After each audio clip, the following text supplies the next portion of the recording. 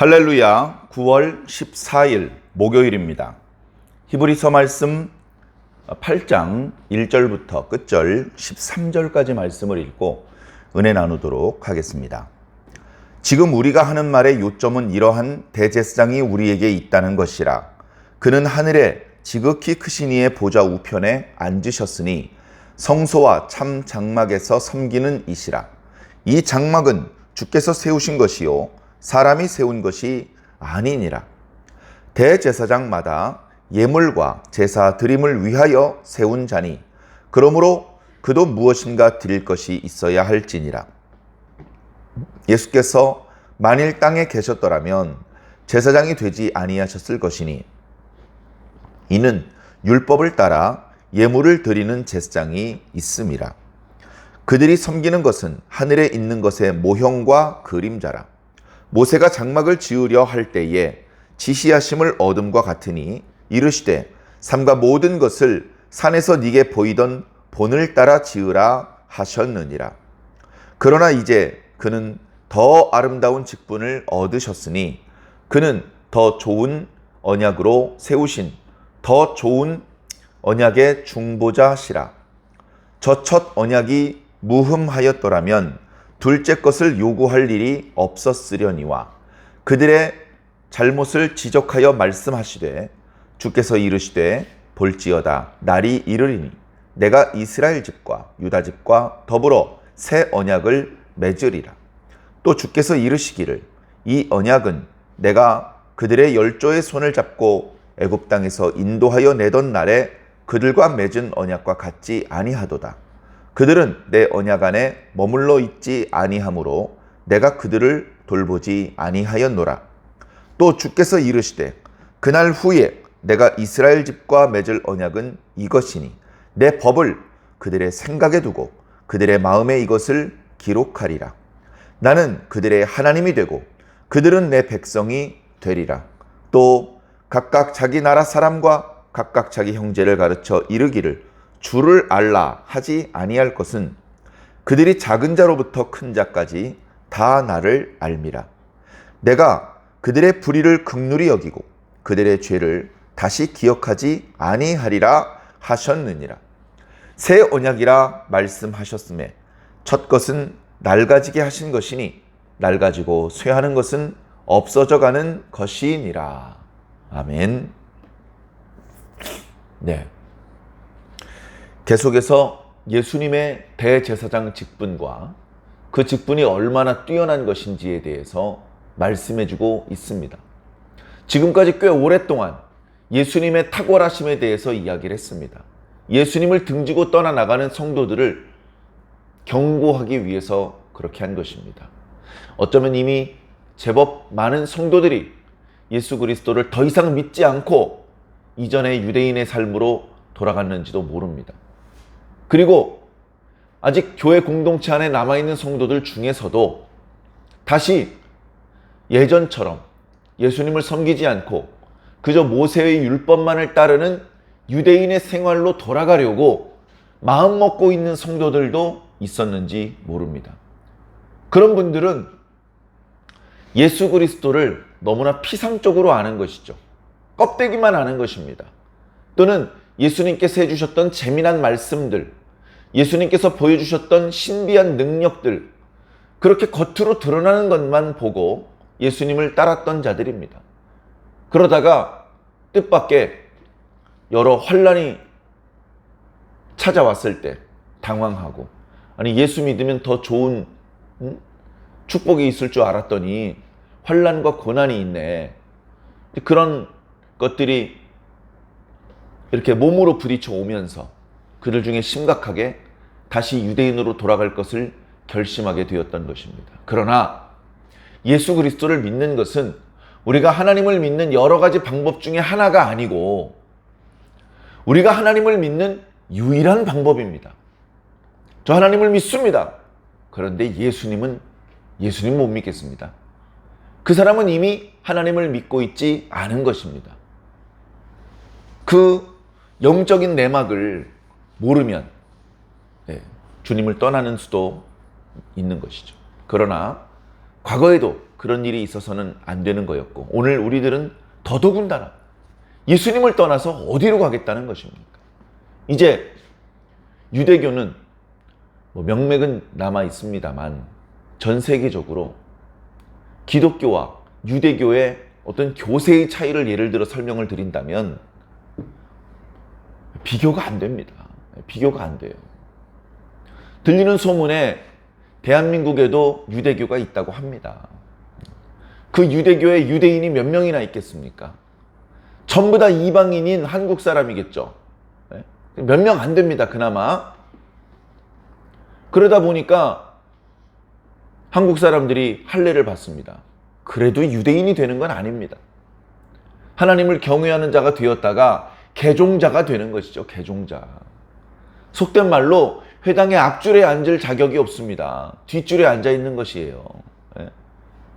할례도 받지 않은 사람들은 서 있어야 되고 문 밖 창문으로 말씀을 들어야 되는 지경인데, 옛날 회당 예배를 연상해서 말씀을 드리자면 오늘날은 그렇게까지는 안 하겠습니다만 결국 유대인이 될 수는 없습니다. 혈통적인 아브라함의 자손이 될 수는 없습니다. 제사를 드릴 때 레위기에서 말씀하고 있었던 양 또는 염소, 소 이런 거 구하기 어렵습니다. 너무나 비쌉니다. 산비둘기, 집비둘기? 그건 구하기 쉬울까요? 그래서 대한민국의 유대교는 언젠가, 정확히 이 날짜까지는 제가 기억 못합니다만, 닭을 잡기로 결의를 했습니다. 닭. 유대교 제사를 드려야 되잖아요. 제사를 드릴 때 다른 제물을 쓰지 않고 닭을 제물로 드리기로 했답니다. 닭을. 그 세세한 규례까지는 잘 모르겠어요. 어차피 율법에 있는 내용도 아니고, 그 닭이 어떻게 준비된 닭인지, 얼마나 흠 없고 점 없고 티 없는 하나님께 제물로 바칠 만한 깨끗한 닭인지 그거 잘 모르겠습니다. 어린 양의 경우 1년 된 어린 양을 잡는 그런 규례가 있기도 했는데, 닭의 경우는 1년까지 기다리지 않겠죠. 길어야 6개월 정도 기다리겠죠. 자, 그런 식으로 형태를 바꾸어서 유대교가 존재를 하고 있는데, 그 안에 어떤 의미가 있겠습니까? 어떤 영적인 권위나 하나님께서 인정하실 만한 뭐가 있겠습니까? 예수 그리스도를 떠나서는 아무것도 아닌 것이죠. 아무것도. 그저 무의미한 것뿐입니다. 자, 그래서 오늘 말씀에 좋은 말로 권면하고 있는 거죠. 사랑하는 형제들아, 흔들리지 마라. 헷갈리지 마라. 그냥 유대교인으로 사는 것이나 그리스도인으로 사는 것이나 비슷한 거라고 생각하지 마라. 하나님을 섬기는 여러 가지 방법 중에 하나일 뿐이라고 생각하지 마라. 오직 예수 그리스도를 통해서 하나님을 섬기는 방법 그 하나밖에 없다. 굳이 비교를 하자면 예수님께서 오시기 전에 우리들이 하나님을 섬기던 그 방법은 옛날 방식이다. 굳이 설명을 하자면, 그리고 지금은 예수 그리스도께서 십자가에 달려서 우리의 죄를 대속하셨고 부활하셨고 승천하셨다. 하늘 성소에서 우리의 죄를 용서하셨다. 지금도 우리를 위해서 간구하고 계신다. 그런 우리가 알지 못하는 예수님의 일들을 말씀해 주면서, 이 예수님을 통하지 않고서는 우리는 온전한 하나님의 백성이 될 수 없다. 예수님은 구약 성경의 모든 것을 완전케 하시는 분이다. 사실은 예수님의 등장, 오늘 말씀에 나타나는 것처럼 새 언약이 발동되면서 새 언약, 새로운 계약이 발동이 되면서 옛 계약은 없어지는 겁니다. 우리가 계약서를 씁니다. 땅을 팔아요. 땅을 1억 원에 팔기로 했습니다. 그런데 여러 가지로 상황이 바뀌었어요. 땅값이 갑자기 올랐어요. 그 땅이 3억 원이 됐습니다. 그 3억 원에 받고 싶은데, 그래도 1억 원에 계약을 했는데, 그래가지고 계약서를 다시 씁니다. 2억 5천만 원에 팔기로 했습니다. 2억 5천만 원에. 계약서를 다시 썼어요. 그 옛날 계약서 그냥 가지고 있을까요? 찢어버릴까요? 찢어버립니다. 양자가 보는 데서 중개인이 찢습니다. 나중에 집에 가서 찢을게요 해놓고 안 찢고 들고 나와가지고 법적으로 문제가 생길 수 있기 때문에 새로운 계약이 작성되는 즉시 옛 계약서는 찢어버립니다. 우리 주변에도 그런 것을 보지 않습니까? 자, 그런 상황에 지금 영적으로 우리가 하나님께 구원을 받고 우리의 죄를 용서받는 이 문제에 있어서 하나님께서 처음에 주신 계약이 있어요. 언약이 있어요. 그 언약을 따라서 여기까지 온 거예요. 모세 때로부터 예수님 때까지 계속 이어져 온 거예요. 물론 온전히 그것이 계승됐다고 말하기는 좀 부끄러워요. 중간에 우상 숭배하는 역사도 있었고, 그리고 바벨론 포로 기간에는 그것을 온전히 지킬 수가 없었어요. 포로에서 귀환했을 때도 마찬가지예요. 제사장의 가문도 24개 반차가 다 없었고 제사를 드릴 때 사용했던 기구도 다 없었습니다.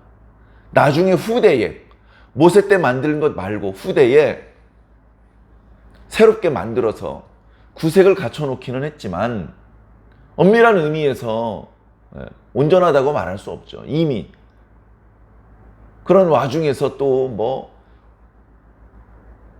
셀류시드 왕조 때 이방인들이 성전을 더럽힌 사건도 있었고 또 로마에 의해서 성전이 파괴된 사건도 있었고 더 이상 옛 언약이 뭐 어떻게 지속이 된다는 겁니까? 더 이상 제사장도 없고 오직 예수 그리스도만 있는 겁니다. 오직 예수 그리스도. 자, 말씀을 통해서 그것을 이제 한번 살펴보는데요. 지금 우리가 하는 말의 요점은 6장 하반절부터 7장에서 지금까지 했던 내용은 뭐냐? 예수님께서 대제사장이다. 유다 지파인데 멜기세덱의 반차를 따랐으니까 가능하다. 멜기세덱의 반차는 뭐냐? 아론의 반차보다 훨씬 우월한 것이다. 아론의 반차라고 해봤자 레위 계통인데 레위의 증조 할아버지 아브라함이 무릎을 꿇고 축복받은 분이야. 그런 분의 반차를 따랐기 때문에 예수 그리스도의 제사장 계열은 훨씬 더 탁월하시고 우월하신 분이야. 그것 이외에도 여러 가지로 예수님의 제사장 직분이 땅에 있는 제사장들과 비교할 수 없이 탁월하다. 너무 탁월해서 유일하다라는 말씀을 드렸습니다. 자, 지금까지 우리가 하는 말의 요점은 이런 대제사장이 우리와 같이 계시다는 것이다. 멜기세덱의 반차를 따르는 대제사장, 영원히 죽지 않는 대제사장, 자기 자신을 위해서 속죄를 할 필요가 없는 죄가 없으신 대제사장, 하늘 성소에 들어가신 대제사장, 더 좋은 언약의 중보가 되신 대제사장, 예수 그리스도. 그분이 지금도 우리와 같이 하고 계시죠. 히브리서 말씀을 기록하시는 분들하고만 같이 계실까요? 오늘 우리들과 우리 완주 중앙교회 성도들하고도 함께 하시는 것입니다. 우리에게는 이렇게 더 좋은 대제사장, 가장 좋은 유일한 대제사장이 함께하고 계신 것입니다. 그분은 하늘에서 지극히 크신 이의 보좌 우편에 앉으셨느니라.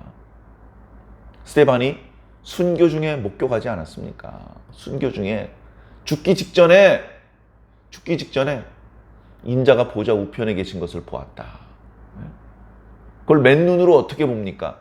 주님께서 보여주신 것입니다. 주님께서. 그러면서 예수님께서 보좌 우편에 계신 사실을 알게 되는 것이죠. 하나님의 보좌 아래가 아니고 오른편에 하나님과 동일한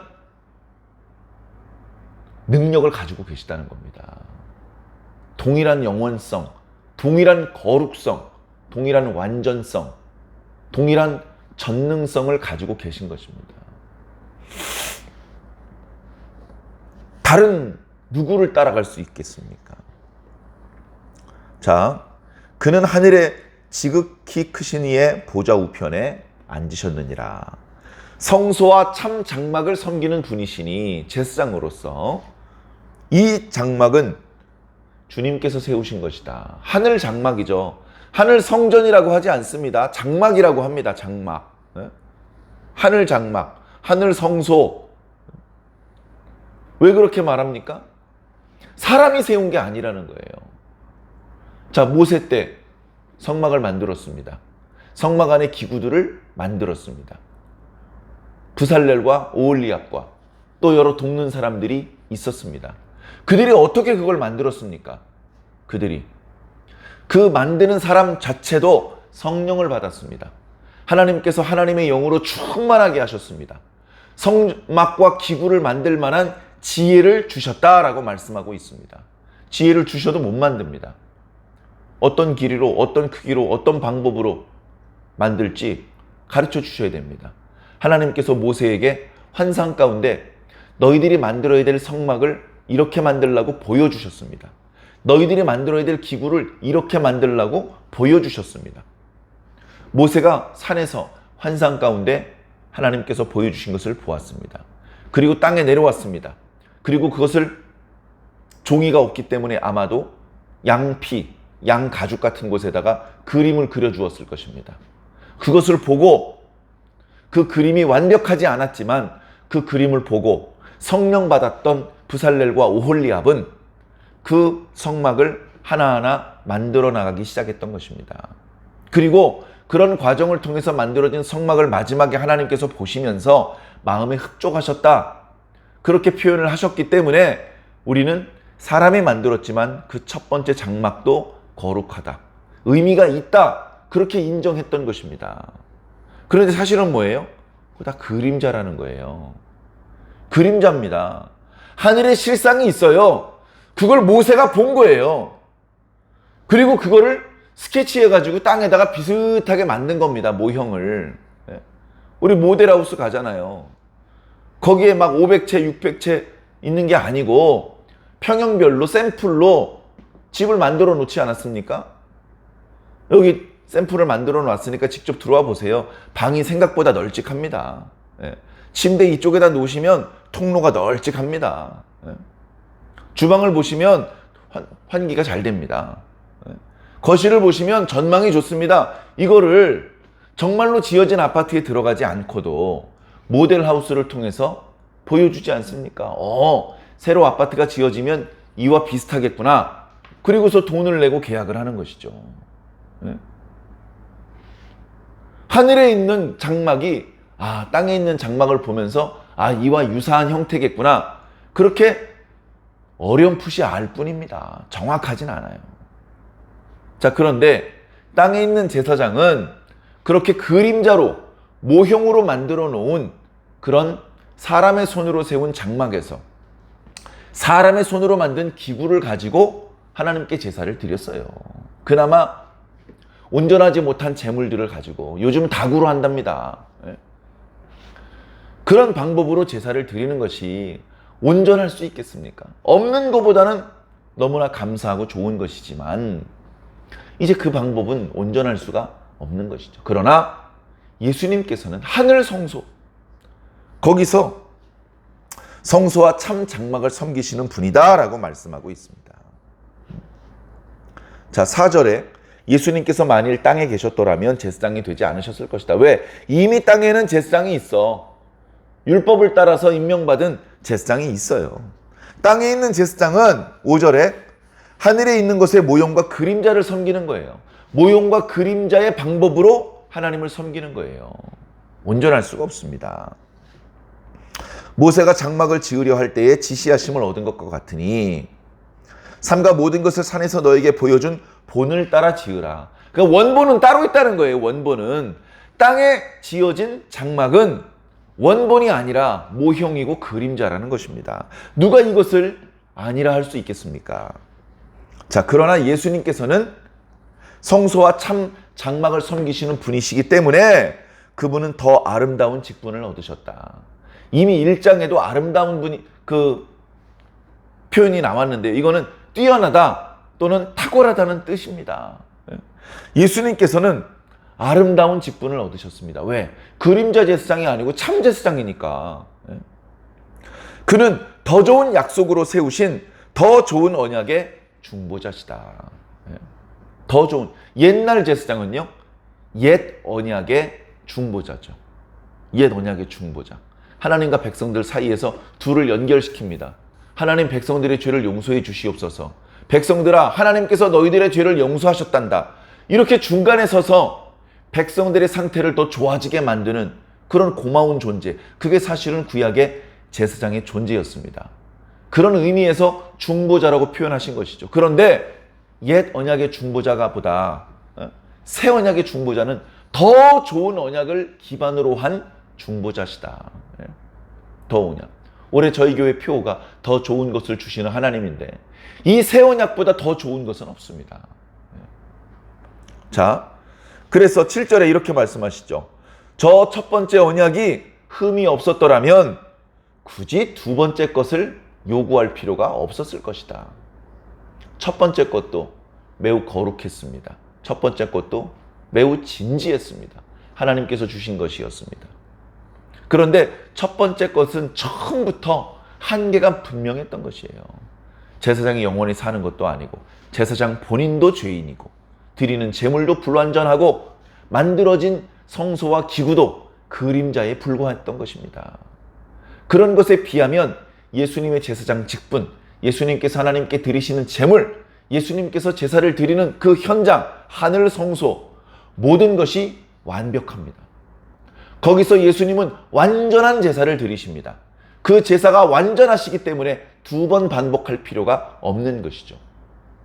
자, 이 첫 번째 언약과 두 번째 언약, 새 언약이라고 말씀하신 두 번째 언약을 비교하는 말씀이 8절 이하에 있는데 이것은 히브리서 기록자가 만들어낸 이야기가 아니고 이미 예레미야 선지자의 글에 기록된 말씀을 인용하신 것입니다. 이미 예레미야 선지자의 글에 하나님께서 내가 내 백성과 새 언약을 세울 것이다 라고 선포하고 있어요. 이미 구약 시대에. 참 이것도 기적입니다. 저는 예레미야서를 읽어보셔서 아시겠지만 예레미야가 들었던 말씀을 기록했어요. 그걸 두루마리에 기록해가지고요 왕에게 보여줍니다. 왕이 정신 차리고 하나님의 뜻대로 국정을 돌보라고. 왕이 추운 겨울날 화로를 피워놓고 그 앞에서 그 두루마리 책을 펼쳐가면서 읽는데 읽는 족족 한쪽 모퉁이를 화로에다 집어넣으면서 태웁니다. 하나님께서 내가 내 백성과 새 언약을 세우리라 라고 기록했던 말씀이 벌써 그렇게 불탔어요. 하나님, 왕이 읽어보고 다 불태웠대는데요. 다시 기록해라. 그래서 다시 기록해서 오늘 우리들에게 예레미야 말씀이 전달되고 있는 것입니다.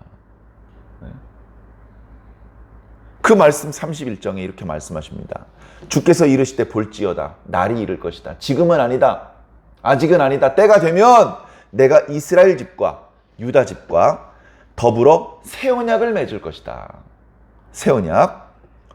이 언약은 내가 그들의 조상의 손을 잡고 애굽 땅에서 인도하여 내던 날에, 자, 출애굽이요, 하나님께서 이스라엘 백성들의 손을 잡고 나오신 것이래요. 얼마나 감사한 일입니까? 그런데도 불구하고 그들은 새 언약, 하나님과 맺은 언약을 지키지 못했어요.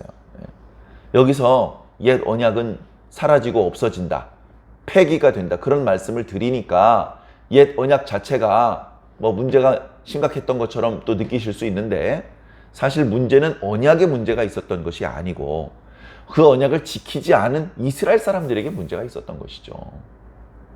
자, 그래서 내가 새롭게 맺을 언약은 예전에 출애굽했을 때 맺었던 언약과 다르다. 그들은 출애굽했을 때 그 백성들은 내 언약 안에 머물러 있지 아니하였고, 그래서 내가 그들을 돌보지 않았다. 결과적으로 어떻게 됐죠? 그들은 죄를 짓고 하나님의 안식에 절대로 들어오지 못할 것이라는 말씀을 듣게 되었습니다.